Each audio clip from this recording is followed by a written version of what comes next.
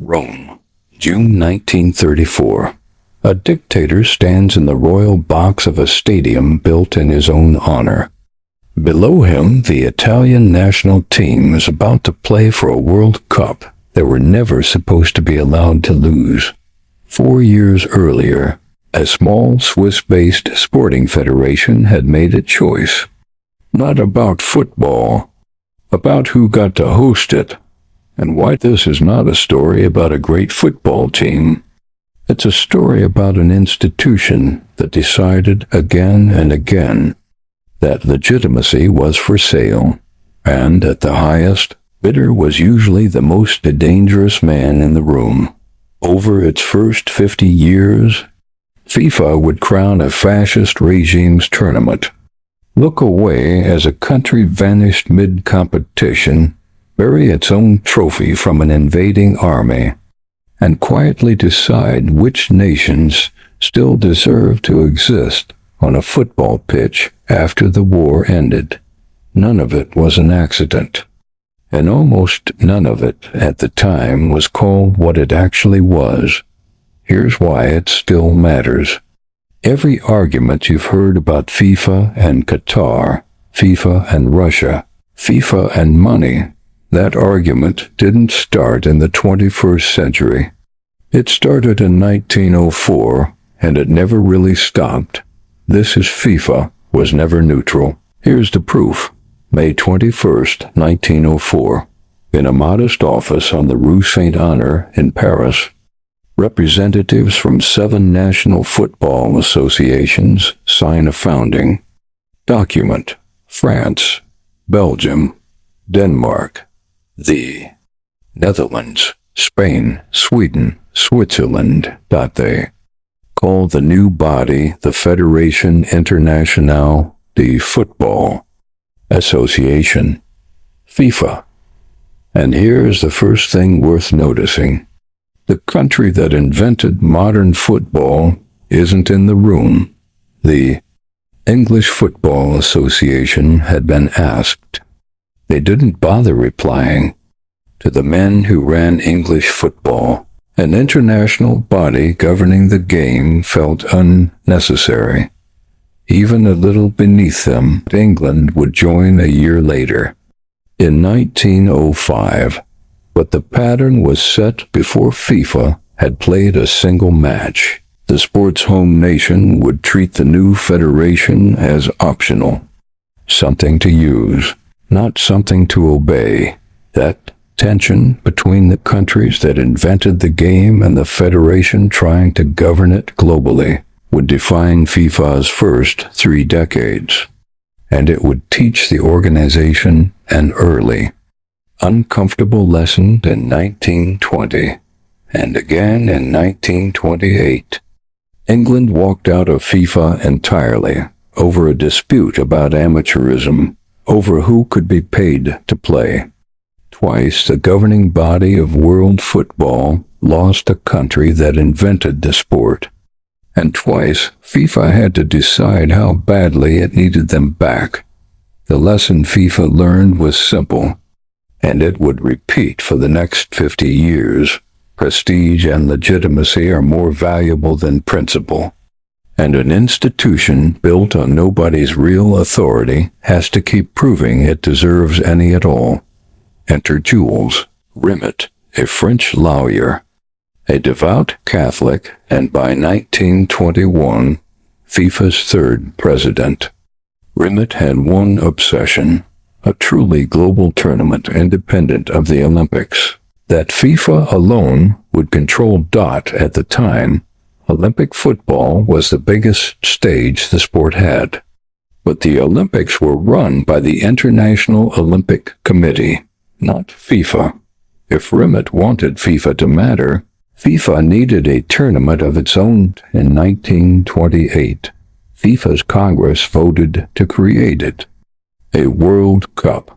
The first one would need a host, and the way that host got chosen tells you almost everything about how FIFA would operate for the next half-century. Uruguay wanted it badly. They'd won Olympic gold in football in 1924, and again in 1928.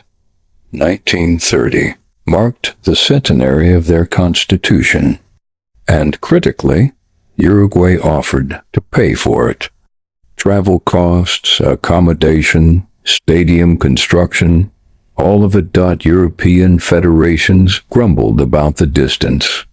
A 3-week boat journey across the Atlantic wasn't nothing.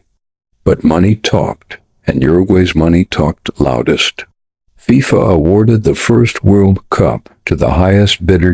In the end, only 4 European teams made the trip: France, Belgium, Romania, and Yugoslavia, the last 2 largely because their kings personally ordered their federations to attend.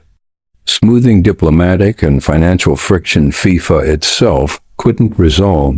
Uruguay hosted. Uruguay won, and FIFA had its proof of concept. A World Cup could exist, could draw crowds, could generate genuine national fervor.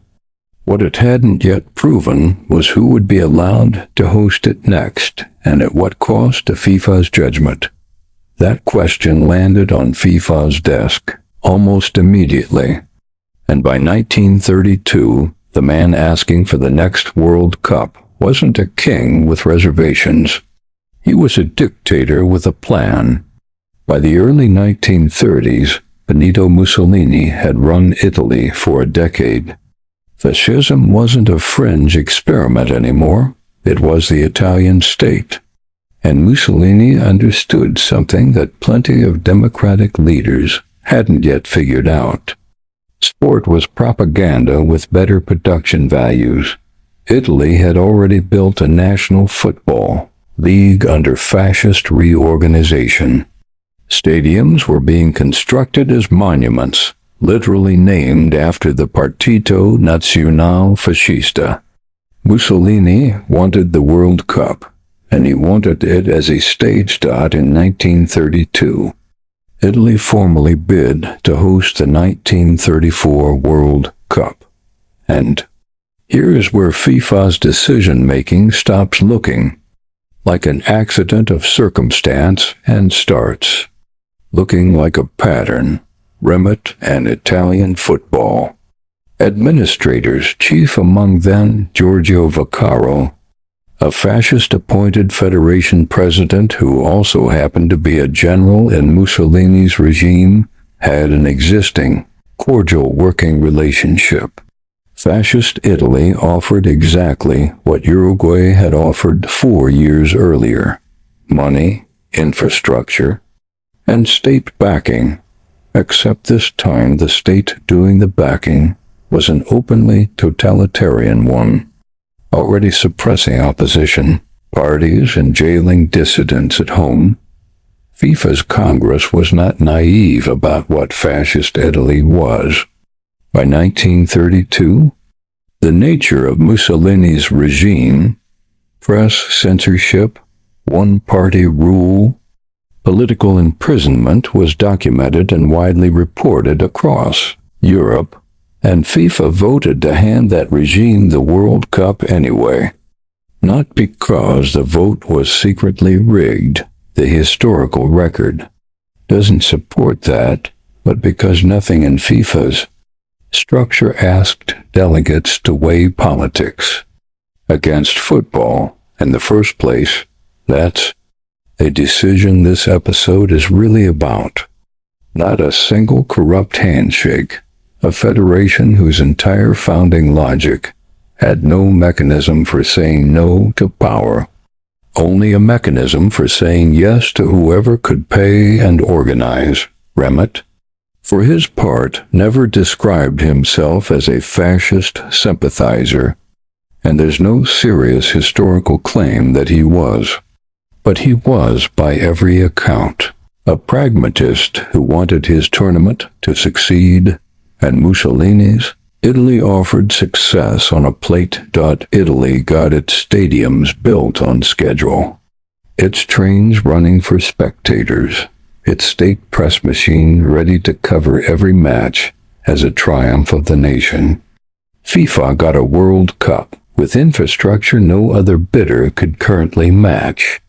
What neither side had fully reckoned with, or at least, what neither side said out loud, was how far the host country would go to make sure the story had the right ending.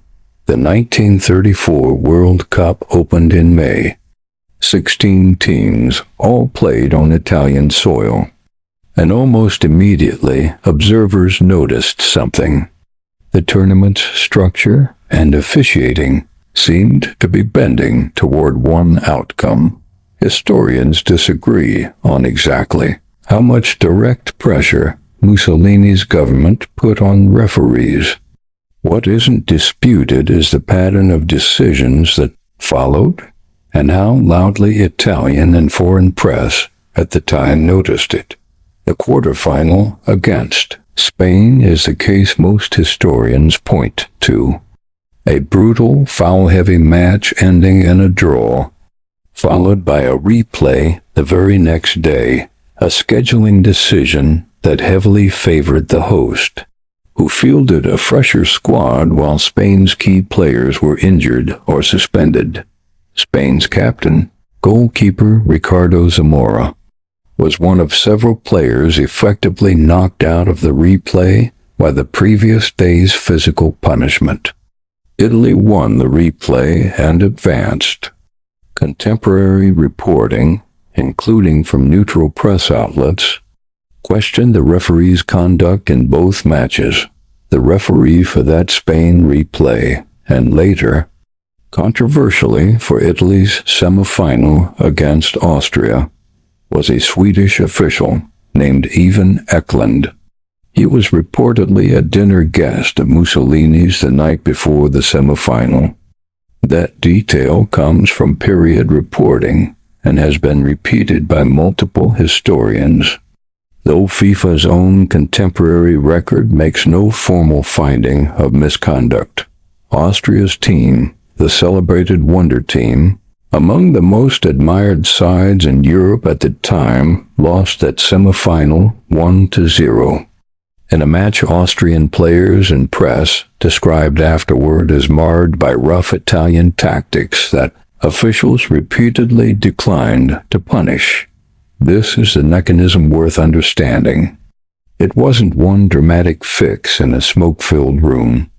It was a tournament run on home soil, by home officials appointed through processes the host federation itself controlled, with the head of state watching from the stands and a press entirely under state direction. Under fascism, that combination didn't need a formal conspiracy to produce a favorable outcome.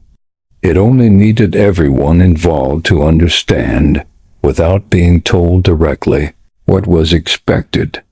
Italy reached the final against Czechoslovakia. The match went to extra time. Italy won 2-1, and the host nation had its championship delivered, according to the official record FIFA accepted without objection, entirely on merit. Mussolini presented the team personally. Italian state newsreels Istituto Luce, the regime's own propaganda film unit, turned the tournament into weeks of triumphant footage, broadcast, to a population that had no independent press to question any of it. There is no evidence Rimet personally ordered any refereeing decision, but there is also no evidence FIFA, as an institution, ever seriously reckoned with what it had just legitimized. The tournament was declared a resounding success, and planning for the next one began almost immediately. 4 years later, the same institutional instincts, award the tournament, accept the optics, don't look too hard at the politics underneath, would be tested again. This time, the politics wouldn't stay contained to a stadium. France hosted the 1938 World Cup. On paper, it looked like FIFA business as usual. 16 teams. A European host, Rimet presiding over his growing tournament. Underneath, Europe was already rearranging itself by force. In March 1938, just months before kickoff, Nazi Germany annexed Austria, the Anschluss. Overnight, Austria stopped existing as an independent state, and its football federation stopped existing as an independent football federation. Austria had already qualified for the 1938 World Cup, one of the most talented sides in Europe. FIFA's response was to simply withdraw them from the tournament and shrink the bracket. No replacement side.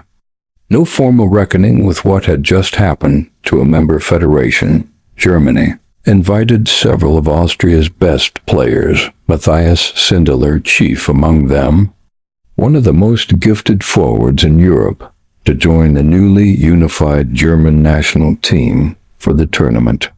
Sindelar refused.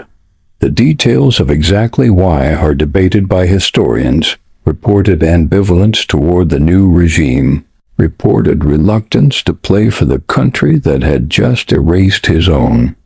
What's certain is that he didn't play in 1938. And what's certain is what happened to him less than a year later. In January 1939. Sindelar was found dead in his Vienna apartment, alongside his partner, Camilla Castagnola. The official finding at the time was carbon monoxide poisoning from a faulty stove. Whether it was accidental, self-inflicted, or something else has never been conclusively settled, and historians remain divided to this day. His funeral drew an enormous public crowd in a city under Nazi occupation, itself widely read at the time as a quiet act of public defiance. FIFA issued no formal statement connecting his death to the tournament that had just erased his country from its bracket. The tournament continued. Italy, still playing under a fascist government, still coached by Vittorio Pozzo, who had overseen the 1934 win, beat Hungary in the final and became the first nation to win consecutive World Cups. Some reports from the time describe Italian players giving the fascist salute before matches throughout the tournament, a detail that made the political character of the champion unmistakable to anyone watching, and one FIFA's official record again did not address.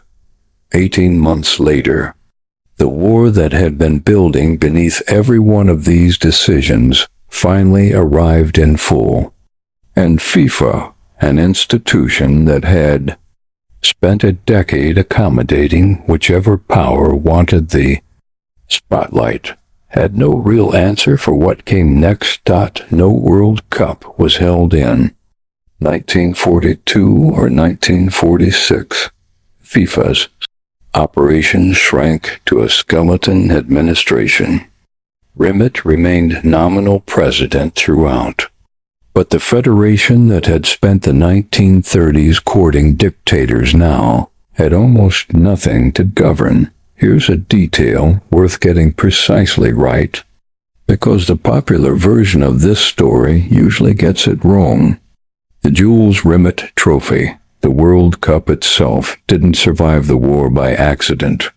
And it wasn't Rimet who saved it. It was Ottorino Barassi, FIFA's Italian vice president, who reportedly hid the trophy from occupying forces, smuggling it out of a bank vault in Rome and keeping it, according to the most commonly repeated account, in a shoebox under his bed for the remainder of the war. Some details of that story vary between sources. Where exactly it was hidden, for how long, but the core fact holds up across historical accounts. An individual Italian official protected FIFA's trophy from a war. FIFA's own decade of decisions had helped normalize the politics of. By 1945, the war was over. Roughly 70 to 85 million people were dead worldwide by most historical estimates. FIFA, headquartered in neutral Switzerland, had survived structurally intact. The question now was what kind of institution it would choose to be when the game resumed, and the answer to that question would arrive almost immediately.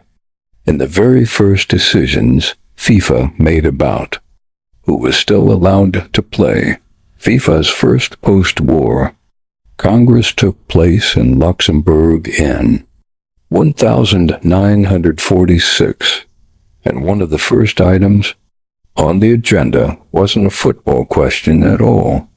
It was a political one. What happens to the federations of the countries that started the war? Germany and Japan were excluded from FIFA membership in the immediate post-war years, part of the broader pattern of exclusion from international sporting bodies that also kept both nations out of the 1948 Olympics. This wasn't a football decision.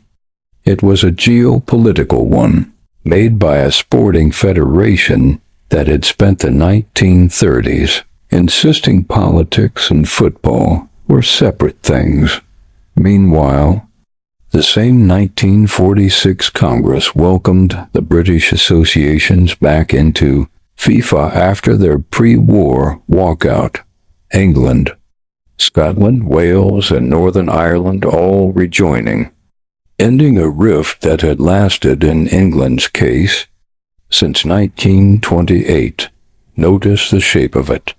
The institution that claimed neutrality decided in the same set of meetings that some defeated nations were too politically toxic to compete, while a nation whose own football body had twice abandoned FIFA over money was welcomed back without hesitation.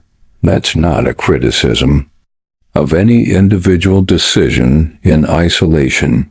Plenty would defend excluding the defeated powers on straightforward moral grounds. It's the pattern that matters.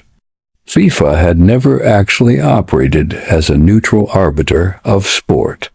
It operated as an institution constantly recalibrating around whoever currently held power and legitimacy in Europe. The next World Cup, first since 1938, was awarded to Brazil for 1950, and it would produce the clearest on-pitch consequence yet of an institution more focused on prestige and spectacle than on the fragility of what it was building.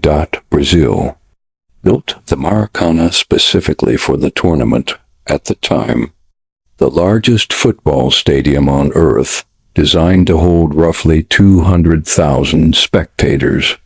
It was in every sense a statement of national ambition, and FIFA welcomed it as exactly that. England competed in a World Cup for the first time ever in 1950, a direct consequence of that 1946 reconciliation.